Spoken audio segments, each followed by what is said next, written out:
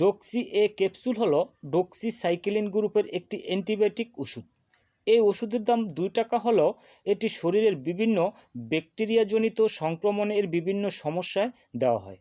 ডক্সি A capsule কী সমস্যায় দেওয়া হয়, যেমন গলা ও শ্বাসনালীর সংক্রমণ, ত্বকের সংক্রমণ, ব্রণের সংক্রমণ, মূত্রনালীর সংক্রমণ, যৌনবাহিত কিছু সংক্রমণ, চোখ ও কানের সংক্রমণ।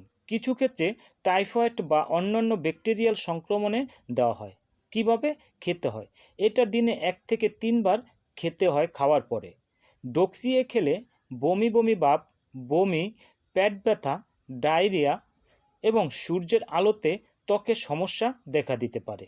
মনে রাখতে হবে, গর্ভবতী মহিলা, 8 বছরের কম বয়সী শিশু যাদের এই ওষুধে অ্যালার্জি আছে তারা ডাক্তারের পরামর্শ ছাড়া খাবেন না। তবে ডাক্তারের নির্ধারিত সময় পর্যন্ত এই অ্যান্টিবায়োটিকটি খেতে হবে।